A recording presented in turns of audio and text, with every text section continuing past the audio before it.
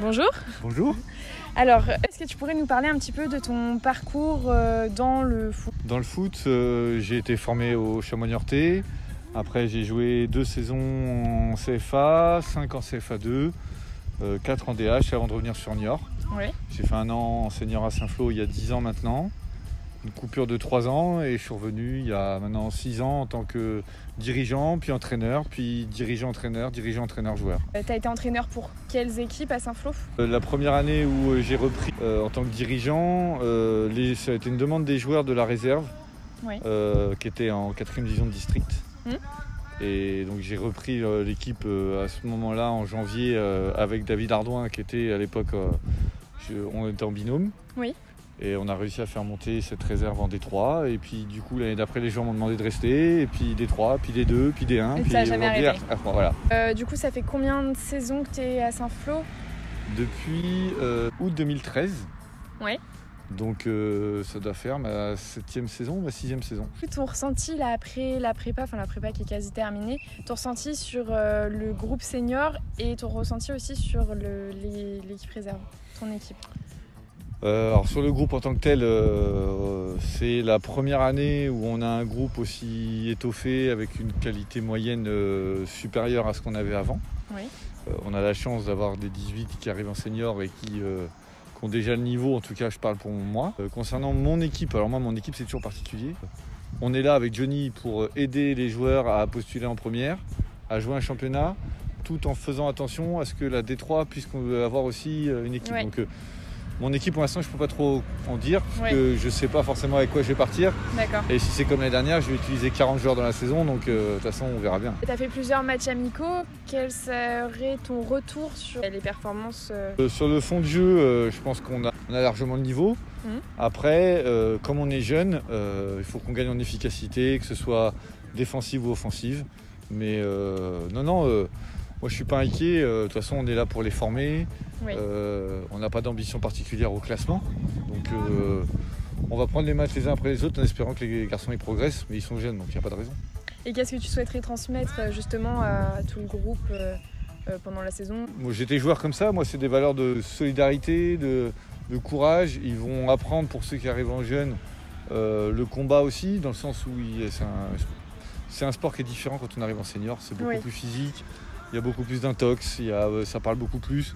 Et il va falloir qu'ils progressent, qu'ils se mettent vite au niveau, mais comme c'est un peu ma spécialité, je vais savoir les former. Tes ambitions pour la saison, pour le groupe, qu'est-ce que ce serait? Est-ce que c'est plus du maintien?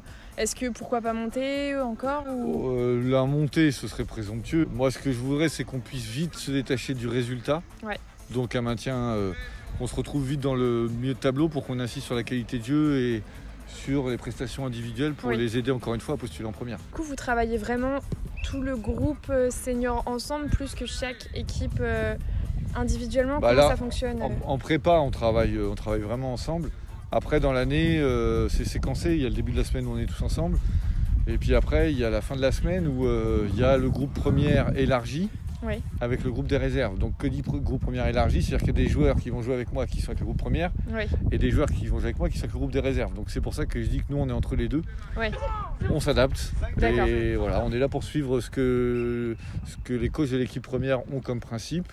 On est d'accord là-dessus avec eux, donc il n'y a pas de souci. Ok. Du coup, ça doit être super difficile de créer une équipe et surtout de créer une cohésion peut-être plus que dans une équipe qui est toujours la même avec...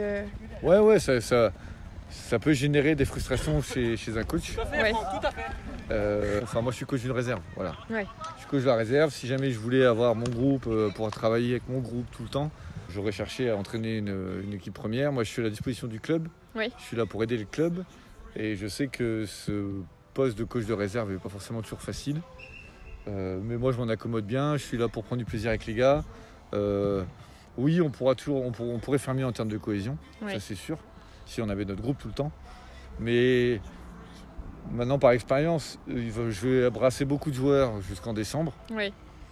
Et sur la deuxième phase, il y a très clairement une hiérarchie qui va se dessiner. Donc du coup, le groupe va se dessiner petit à petit. petit à petit. Et en deuxième phase, en général, on a toujours un groupe plus constant et donc une cohésion plus importante. Et du coup, quelques mots aussi sur ce que tu fais pour le club. Tu es aussi membre du CA à Saint-Flour. Ouais.